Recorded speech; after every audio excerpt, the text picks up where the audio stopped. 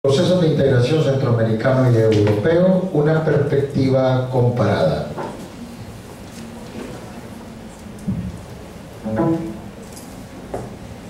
Gracias. Quería agradecer rápidamente la invitación que nos llegó a la Secretaría de Integración Económica Centroamericana, SIECA, por parte de la Delegación de la Unión Europea y de la Universidad Centroamericana, en especial al doctor Cristian Robleto, por ser siempre tan gentil e invitarnos a estas actividades. Quisiera platicar, y me gusta, ¿no?, que el auditorio está lleno de juventud, hablar un poco de lo que es la perspectiva comparada del proceso de integración centroamericano y el europeo. Para ello, como introducción, igual tratando de ser un poco triópticos, ¿no?, 3 puntos fundamentales. Como introducción, tratar de contestar la pregunta si efectivamente puede la historia generar integración en el caso de Centroamérica. Una revisión histórica, entonces, lo que es el proceso centroamericano, el proceso político e institucional histórico, el proceso económico y el proceso holístico. Como segundo punto, la incidencia de la integración europea en Centroamérica, y fueron abordados esta mañana por nuestros colegas, los doctores Ricardo Martín Laguarda y Guillermo Pérez, perdón, los que son los métodos Monet y Schuman. Yo quisiera agregar un tercero, de Henry Spaak, que fue el primer ministro belga, y cuyos aportes han sido fundamentales para el proceso de integración centroamericano, y que yo creo que injustamente ha sido, no sé por qué, no se trata mucho del estudio del método Spaak, la comisión Spaak y el informe Spaak en Centroamérica. Y finalmente, la cooperación e integración, las relaciones de Unión Europea y Centroamérica en el proceso de integración económico centroamericano. Creo que para empezar, entonces, hay que contestar la siguiente pregunta: ¿qué quieren decir los centroamericanos? ¿Qué queremos decir nosotros, los centroamericanos, cuando hablamos de integración? 3 cosas fundamentales también, y lo decía al principio en la introducción. El primero, tendríamos que abordar un proyecto histórico-institucional, luego un proyecto económico, el proceso de integración económico centroamericano, y al final una propuesta holística, que personalmente, y lo comparto con ustedes, no me gusta esa palabra holístico, suena mágico, ¿no?, la propuesta o el proyecto que espera resolverlo todo. Pero vamos a ver más adelante cómo es importante conocerla y cómo un proceso se traslada sobre el siguiente. Empecemos entonces con el proceso histórico-institucional. Creo que una pregunta válida de reflexión, ¿no?, es ¿cuándo se empieza a hablar de integración? ¿Cuándo Centroamérica se plantea la necesidad de integrarse? ¿Y de dónde empezar? Muchos dicen, bueno, desde la colonia, ¿no?, 1821, etc. Creo que si empezamos a estudiarlo desde entonces, el proceso mismo se distorsiona. Yo creo que una fecha clave para entender la integración económica centroamericana y el proceso de integración como tal es 1898. ¿Qué pasa en ese año? La independencia de Cuba, de Jamaica, de Puerto Rico y Filipinas. Es decir, es la retirada permanente de Europa en América Latina y el Caribe. Estados Unidos cambia sus objetivos geoestratégicos y se crea lo que es la economía de enclave, es decir, una economía monopólica de Estados Unidos para la región centroamericana. Y es la primera vez que se habla de integración. Nadie, absolutamente nadie, habla de integración del siglo XIX. Nadie. La única referencia que se tiene al concepto es lo que dice el diccionario. Y todo el mundo lo da por entendido. Sabemos lo que es integración, pero nadie se define, nadie se atreve a definirla. Entonces eso ha permitido que se maneje como un concepto comodín. Integración aquí, integración allá, pero no se sabe entonces lo que se le da a la integración. Y muchos dicen que sí, es un proceso natural, porque Centroamérica tiene la misma cultura, hablan la misma lengua, por lo tanto debemos integrarnos. Y eso no es suficiente, y atención con eso, porque es peligroso decir eso. Y vean, es decir, es necesario ver la televisión o leer los periódicos y que digan los coreanos, si tienen la misma historia y cultura, es necesario para integración. Y si tenemos el mismo concepto, entonces la mitad de Japón debería pertenecer a Corea, porque son racialmente coreanos. Entonces tiene que ir más allá y dejar un poco más los sesgos, decir que tenemos que integrarnos porque pertenecemos a la misma área, etc. Es un proceso más complejo. En cuanto a integración económica, es un poco más coherente, digamos, porque se refiere a integración de mercados.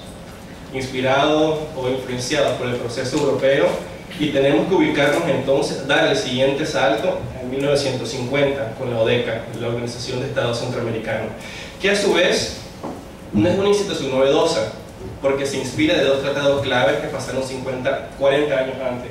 El de 1906, que es el Marblehead, ¿no? Donde ahí firmaron en ese buque norteamericano, que no es más que el producto del corolario de la doctrina Monroe para Centroamérica. Y se crea la OICA, la Organización Internacional Centroamericana, que es el primer referente institucional de integración centroamericana, 1906. Luego, 1923, que es el tratado, una reedición al Tratado de Marblehead de 1906, y se incluyen tres temas, que se conoce OICA más 3. Se incluyen los temas de educación, la resolución pacífica de controversia y el tema económico, OICA más 3. ¿Sí?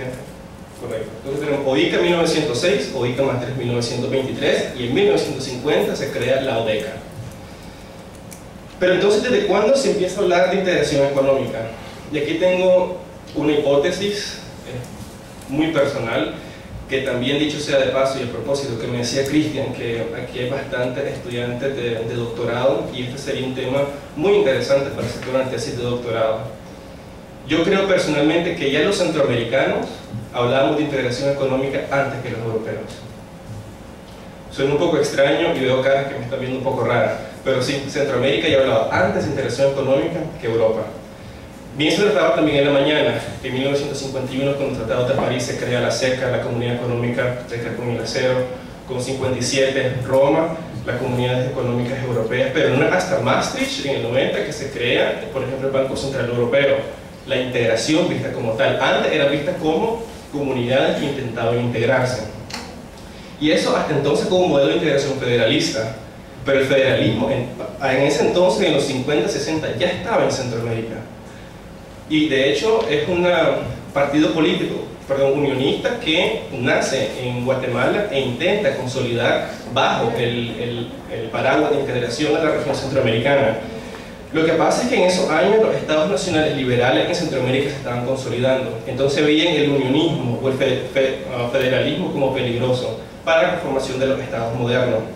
Entonces el unionismo federalismo en la región durante esos años se vuelve un término peligroso, y en el ínterin entra la Guerra Fría. Estamos hablando de los años 50 y 60. La ODECA ya está funcionando como organización de asociación de estados que busca la integración. Pero pasa un fenómeno interesante. La influencia que tiene CEPAL en la región en términos económicos. Y aquí aparece Raúl Prebisch en el 54. Raúl Prebisch lo que propone es precisamente la integración económica a partir de la liberalización de los productos originarios o productos prioritarios. Y la influencia de Raúl Prebisch se ve hasta 1960 con el Tratado General de Integración Económica Centroamericana, que crea la Secretaría de Integración Económica Centroamericana, la CIECA, y se habla por primera vez de integración económica entendido como el mercado común. Y aquí hay una separación, y esto es importante notarlo, con el proyecto político.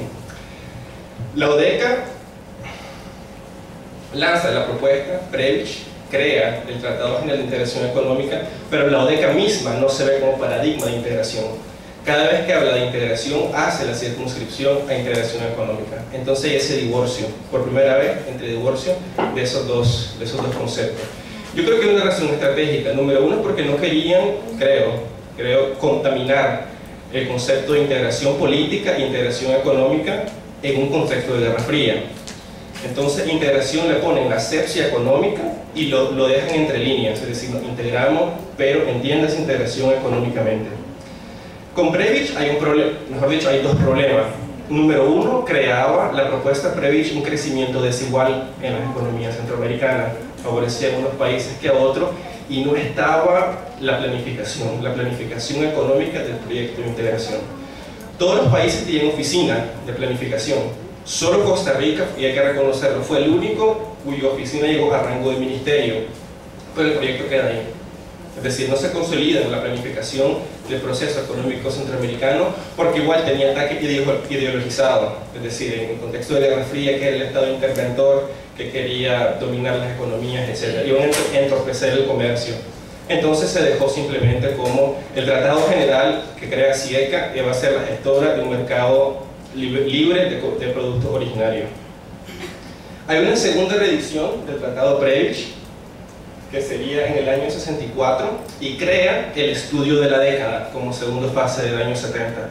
Y miren los tiempos, SIECA se crea en el 60, la Secretaría de Integración Económica, y en el 70, 10 años después, se crea este estudio de la década que iba a estudiar retrospectivamente lo que habría sido el mercado común centroamericano.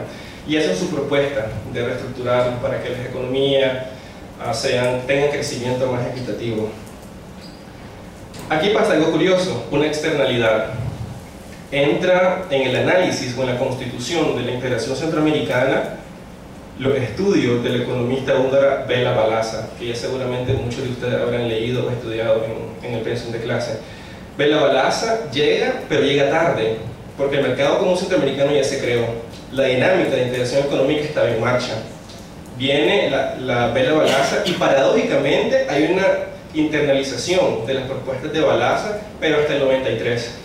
Con el protocolo de Guatemala. Hasta en el 93, Balázs se internaliza en el proceso de integración centroamericana. Se parece a Vega Balázs como externalidad porque el mercado ya está en proceso y es internalizado con el protocolo de Guatemala. A partir de entonces se crea el tercer paradigma, digamos que es el paradigma holístico.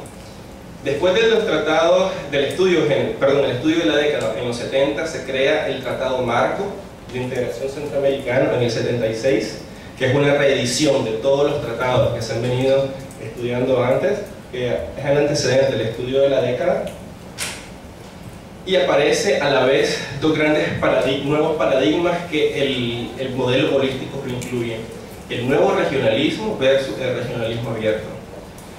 Aquí también hay una incidencia interesante, si hacemos y más adelante lo vamos a ver, un estudio teórico frío de que son ambas corrientes. Aquí se ve entonces la diferencia entre el proyecto Monnet-Schuman y el proyecto SPAC.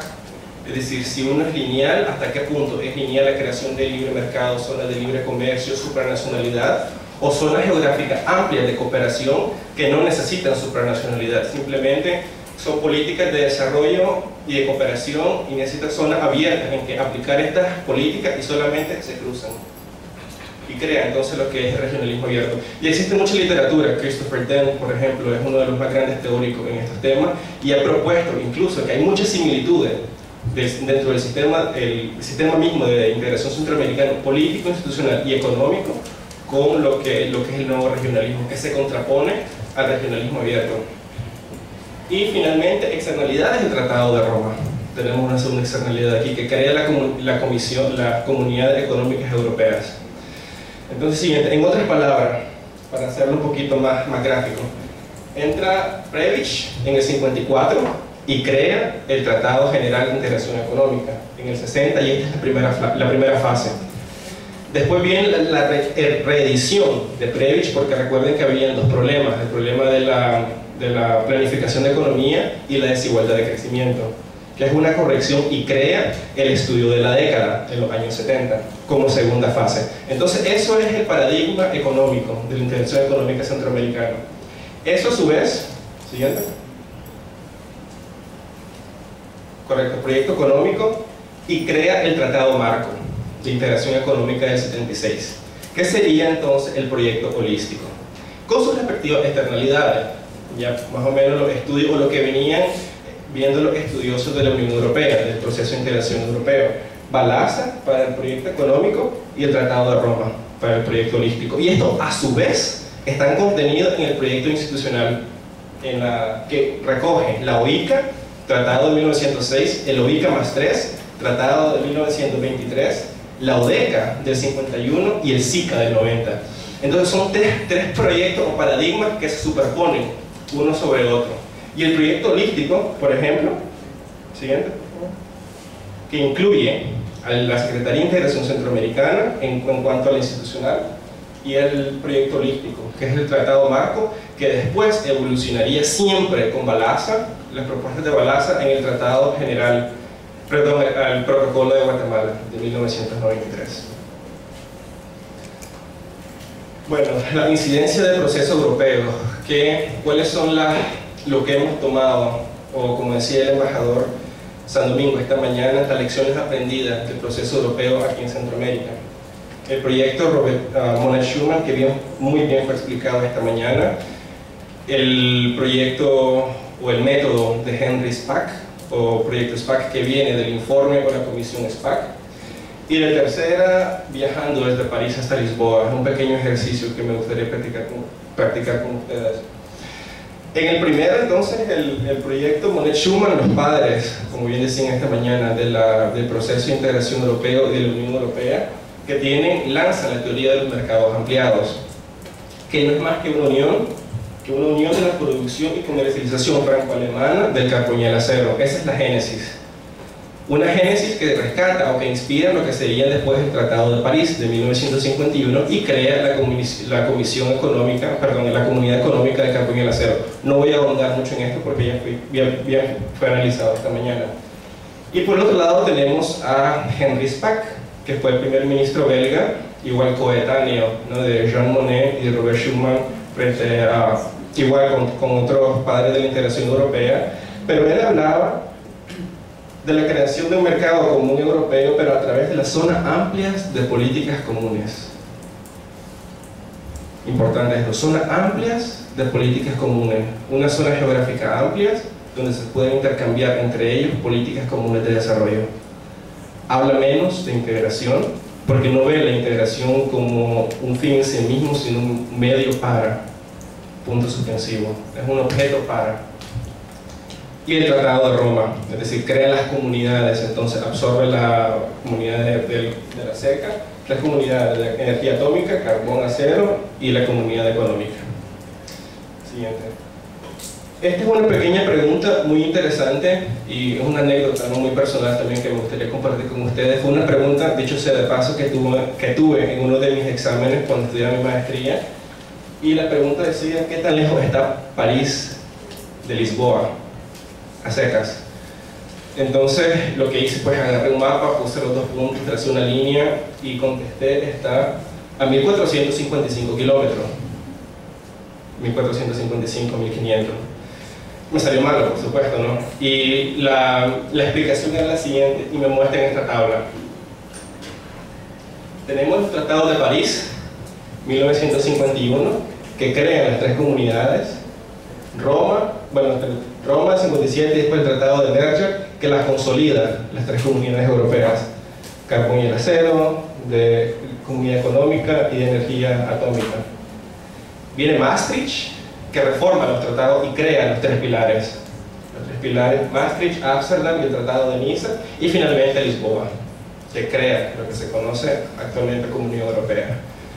Entonces lanza él nuevamente la pregunta: ¿qué tan lejos estaba Lisboa de París a 60 años de distancia? Esa es la respuesta correcta, a 60 años de distancia. Finalmente, entonces, para ya ir concluyendo, las relaciones de Unión Europea y Centroamérica en el proceso de integración centroamericana. ¿Hablamos de cooperación o hablamos de integración? Son dos conceptos que se han lanzado así últimamente y no se conocen bien los alcances de ambos términos. ¿Cuándo se habla de cooperación? ¿Cuándo se habla de integración? ¿Y qué tan importantes ambos? Entonces, esta es una pequeña tabla que elaboré, tratando de hacer a grandes rasgos, ¿no?, la diferencia entre cooperación e integración. La cooperación, efectivamente, acciones para disminuir la discriminación, sea política, económica, cooperación entre ambas áreas. La integración es para suprimir algunas maneras de discriminación. Entiéndase, tratado de libre comercio, acuerdos de asociación, dicho sea de paso, ¿no?, con lo que estamos pidiendo con la Unión Europea. La cooperación es más abierta, digamos entre comillas, más flexible. La integración económica en la versión más clásica es lineal y exige, por lo tanto, zona de libre comercio, unión aduanera, mercado común y la unión económica al final. Y avanza en progresión, una etapa tras la otra. La cooperación no requiere necesariamente supranacionalidad. La integración económica eventualmente requeriría llegar a cierto grado de supranacionalidad, ceder la soberanía para tomar las decisiones. En cooperación, una visión amplia de muchas áreas de desarrollo, y en integración, una visión centrada en el ámbito económico, usualmente. Y esto es porque cada vez que se habla de integración, ipso facto lo relacionamos con integración económica, y del resto pues hablaremos después. Usualmente en cooperación es vista como un medio, usualmente en integración es vista como un fin, no necesariamente, igual porque regreso a la pregunta, ¿nos integramos para qué? Creo que esa es la pregunta clave. El objetivo no es la integración en sí misma, tiene que ser una herramienta para la pobreza, herramienta para el crecimiento económico, herramienta para el desarrollo, etc. Y una propuesta en el tema de cooperación más versátil, por estar circunscrita en el tiempo y en el espacio. Y en el caso de integración económica suele ser más lineal, estática, pero tiene una visión a largo plazo. Sería la ventaja. Entonces, y para finalizar, quiero lanzar una pregunta, es decir, si efectivamente Centroamérica, bajo estos esquemas, se encuentra ante un nuevo proyecto, ante un nuevo paradigma o ante un nuevo proceso de integración. ¿No será que los países, igual es manera de pregunta, ¿no?, para la reflexión, que los países de Centroamérica estamos más cooperando entre nosotros mismos? Pues será nuestro fin último la integración.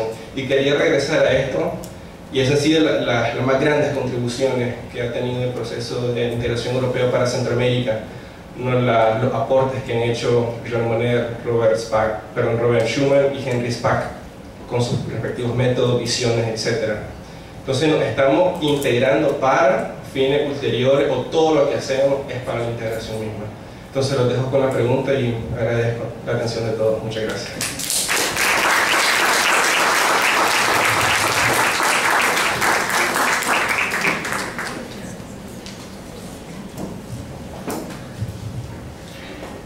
Agradecemos la participación de cada uno de los panelistas. Pasamos a un proceso de preguntas y respuestas.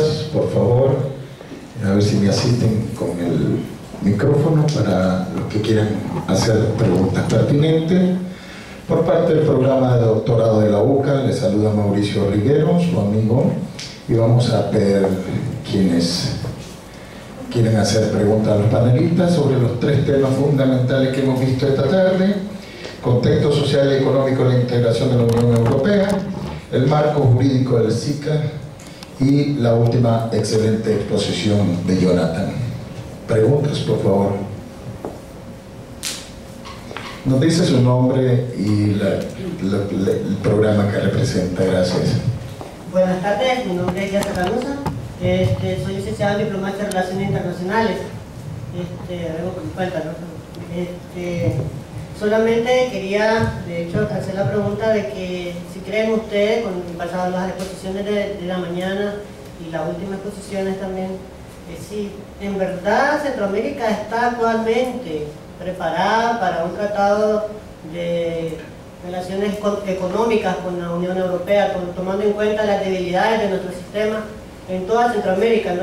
Las mismas debilidades del sistema de integración centroamericana, en el hecho de que la base económica, el respaldo económico y monetario que tiene la Unión Europea, la fuerte institucionalidad que tiene también, y basado también comparado con la institucionalidad que hay en Centroamérica, ¿no? Las mismas instituciones del sistema de integración centroamericano. Y concuerdo mucho con Jonathan en que el hecho de que, hablando de Centroamérica, hemos hablado de integración desde antes, ¿verdad?, de los procesos de independencia, y que ha servido nuestro modelo, ha servido de modelo para otros países de la región, en otros sistemas de integración regional, y inclusive para el europeo también. Y de que otra de las trabas, que no se ha logrado esa transferencia de soberanía, ¿verdad?, a las instituciones dentro de los países centroamericanos, con tantas trabas, a excepción de la económica, ¿no? Ya vemos como el motor económico sí han logrado impulsarse un poco más, y en Centroamérica, en base a la integración social, apenas hablamos de una integración de solamente 4 países, ¿verdad?, de libre tránsito, como una parte de las trabas de la integración social también y económica. Entonces, si en verdad estamos, como decía también Jonathan, cooperando o integrándonos, y esas debilidades que tenemos, si en verdad estamos preparados para esa unión económica. Muchas gracias. Otra pregunta, por favor, después responderemos todas. Doctor Bautista. Doctor Bautista, profesor de la UCA, Derecho. Bueno, solamente a Jonathan, 2 elementos. Lo primero, tengo el cuestionamiento por qué no hizo alusión cuando la fecha de 1800, en la parte última del siglo, lo que era la Federación Centroamericana, y por qué no hizo alusión igualmente como algo histórico de tantas raíces desde la misma colonia que dependíamos de Guatemala y que éramos una cantidad de colonias. se puede así tan fácilmente descartarlo de la historia. En el caso de Centroamérica, que prolonga más las raíces de una unión que se viene trabajando desde el mismo inicio. Uno. Segundo, la pregunta que usted hacía, yo le regreso dos preguntas a la pregunta: ¿es cooperación o integración? Yo pregunto lo siguiente: ¿puede separarse el uno del otro? Y la segunda pregunta es: ¿acaso lo uno no es una etapa posible del otro? De tal manera que a lo mejor no es el versus, sino que es la parte. Otra pregunta, por favor. Programa de maestría de integración. Si no hay más preguntas, procedemos a responder. La primera pregunta, no sé qué panelista la puede asumir. Vaya.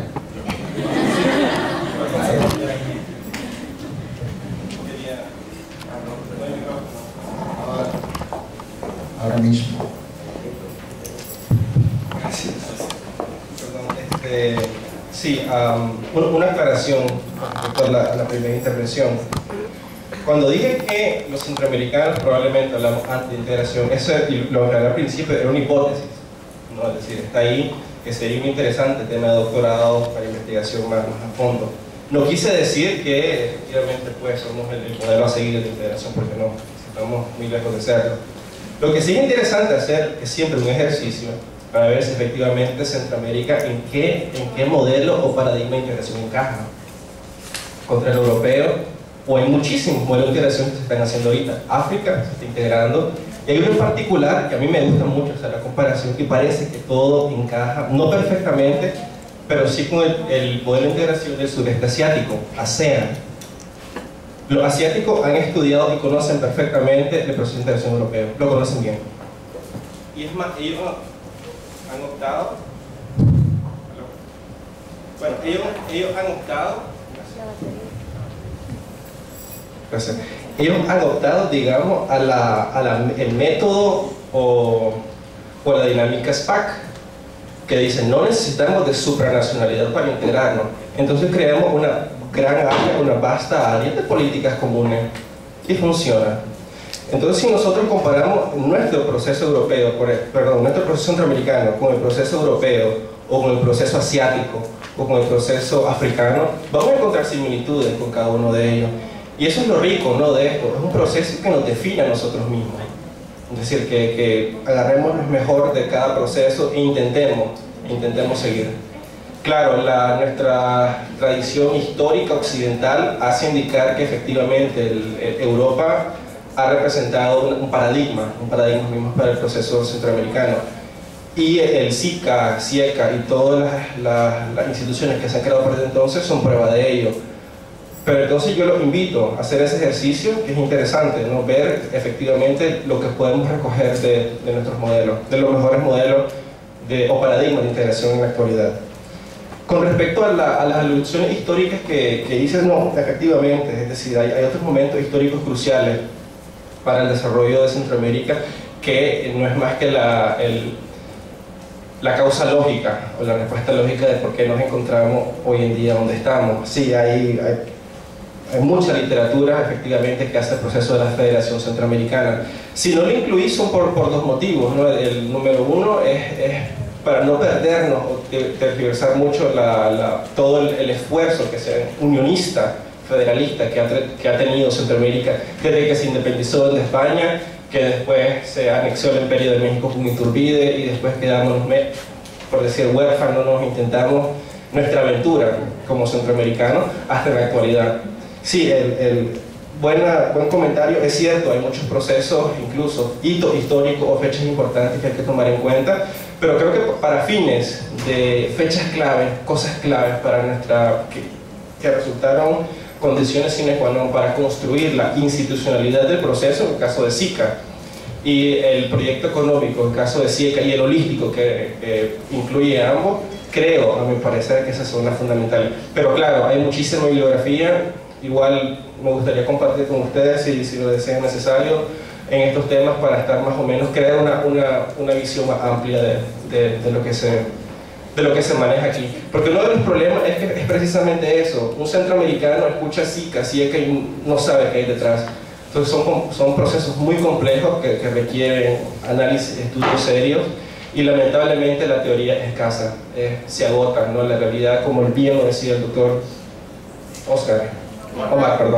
Omar al principio, es dinámico, y hay que ir detrás de eso, ¿no? Y si no, detrás de manera paralela para ir comprendiéndolo mejor.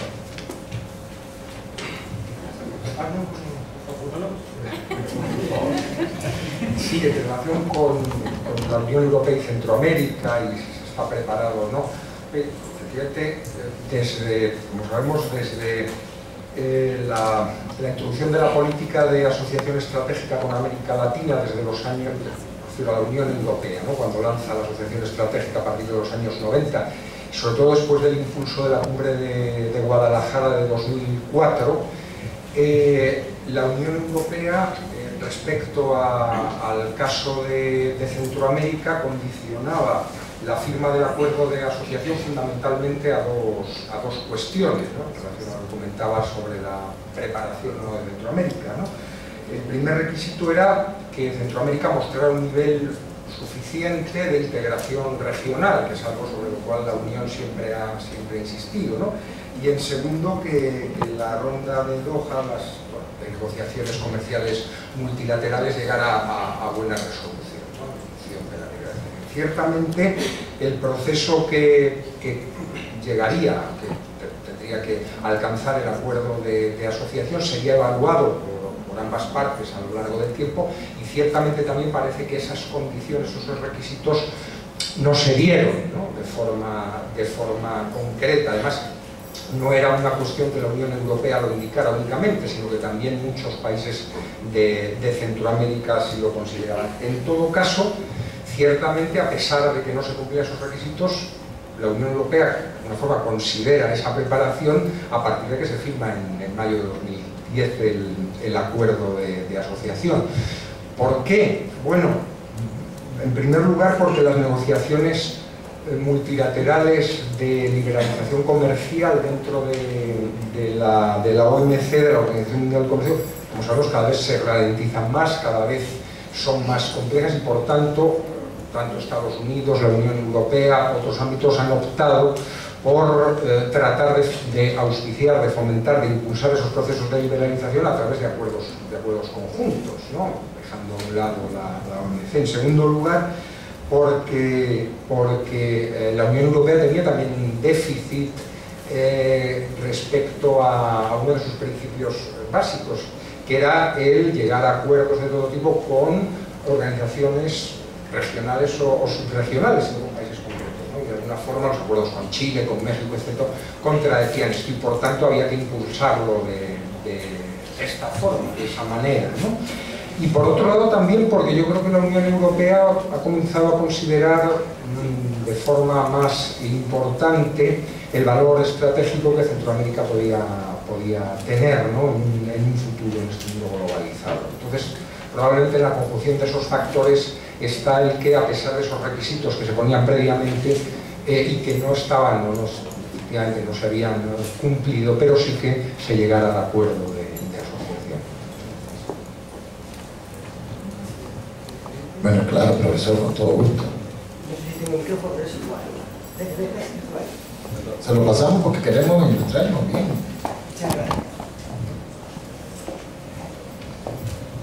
Muchísimas gracias. Me había surgido dos cuestiones, pero una ya se me ha adelantado.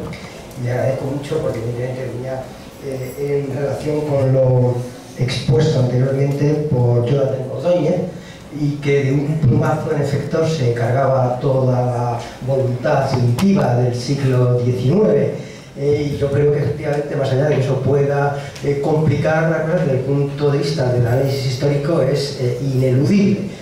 Como ya se ha hablado de ello, no insisto al respecto, pero una cuestión que quería plantearle más allá de la mítica fecha de 1898, claramente. Pero también a ese respecto, y al hilo de lo que el profesor Ordóñez ha planteado, si me permite, quisiera matizar una cuestión, porque creo que puede ser interesante para el auditorio. él hace mucho hincapié en lo que él llama el método por el SPAC. Bien, eso desde el punto de vista de los estudios europeístas como tal no existe. De hecho, Paul el SPAC evidentemente fue emplazado por la propia CECA a partir de 1955, con el apoyo de Jean Monnet, que había ya dimitido como presidente de la alta autoridad de la CECA, realmente para dar un paso más allá en el proceso de integración que se estaba llevando a cabo. Y precisamente lo es él, justamente porque Francia estaba en una época de poner en cuestión el proceso de integración. Hay que recordar lo que el doctor Martín de la Guardia dijo esta mañana del fracaso de la Comunidad Europea de Defensa, ¿verdad? Que sobre todo estuvo marcado por la defección de Francia, cuando en el año 54 la Asamblea Nacional Francesa no es que votara sí o no, simplemente pospuso la votación sine die, y en ese sentido no solo dejó en el congelador esa hipotética Comunidad Europea de Defensa, sino que al mismo tiempo dejó sin futuro la comunidad política europea. En ese sentido, efectivamente, es el Benelux, y el gran nombre del Benelux en el proceso de integración europea es sin duda Paul Henri Spaak, porque por otra parte es el Benjamín de lo que los historiadores de la Unión Europea llaman la generación política de 1950 en ese aspecto. Y además es un hombre muy interesante.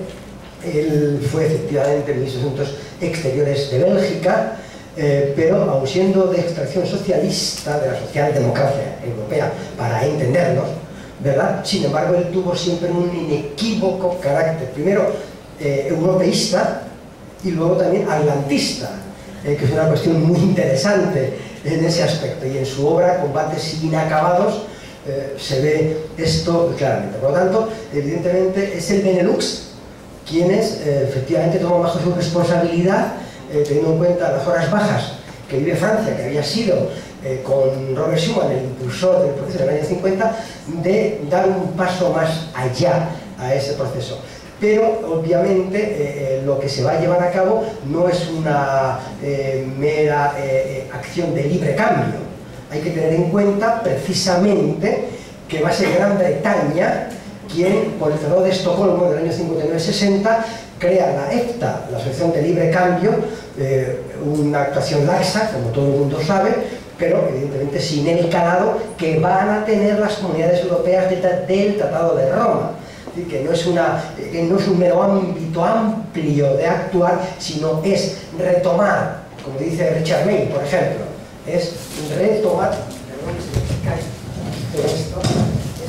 lo que hace es retomar justamente ese calado que no había podido llevar a cabo la comunidad política europea, para volverla a plantear. Y en efecto, luego cuando las comunidades europeas se aprueben en el Estado de Roma en el año 57, simplemente, o no simplemente, sino que fundamentalmente pongan en marcha y aspiren a llevar a cabo esa reformulación del proceso de integración europea, que aunque tarde 30 años en reformularse la Acta Única Europea, pero efectivamente su origen está ahí. Es decir, que es, por tanto, mucho más que una mera actuación fundamentada en el libre cambio, es simplemente otro hito fundamental en ese mismo proceso. Es lo que quería simplemente, querido amigo, querido colega, y tengo que felicitarte por tu intervención.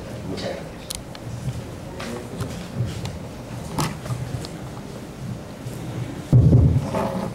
Clase, ¿verdad? Yo no sé si realmente las sociedades centroamericanas están preparadas para integrarse. Eso es como una pregunta de difícil respuesta contundente. Es decir, se puede matizar la respuesta, pero decir sí o no es bastante difícil. Solo pensar que en 1950 había un interés económico por agruparse. Solo pensar que en 1990 había una necesidad de paz, producto de una guerra, para agruparse. Solo pensar que en la actualidad el tema de la seguridad es fundamental y que hay varios países que tienen grandes problemas y que al final todos esos problemas vinculados al tratamiento de seguridad se vuelven elementos que necesitan de la colaboración de todos. no sé si sea cooperación, no sé si sea integración.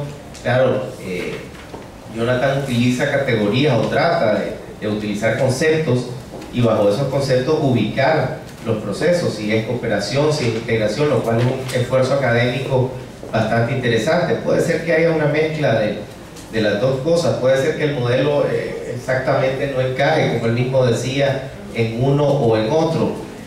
Puede ser por minimizarlo y decir un modelo a la centroamericana, ¿no? Por decir cualquier cosa. Pero en fin, lo que sí hay es un proceso que está en marcha y lo que sí es un proceso que difícilmente se va a detener, producto de las necesidades y de los elementos comunes que encuentran los estados que forman parte de esa intención dentro de ese proceso, y que el proceso está ahí y está en marcha, ¿no? O sea, y que las instituciones existen y que existen diferencias entre las mismas instituciones. Por ejemplo, Jonathan hacía énfasis, de repente hablaba del SICA y hablaba de la SIECA, como que si fuesen dos cosas totalmente distintas, y muchas veces en la práctica se ven desde esa óptica, ¿no? Lo que, digamos, la visión de integración pura y dura económica versus a una integración mucho más global, que involucre otros elementos que no sea estrictamente el elemento económico. Y dentro de las mismas instancias, dentro del mismo sistema de integración, existen esas visiones y esas, digamos, diferencias dentro del proceso, pero hay un elemento común que es sacar adelante el proceso. Bueno, agradecemos su participación. Vamos al siguiente panel. Invitamos a la doctoranda Jacqueline Gómez para que modere el siguiente panel. Muchas gracias a todos.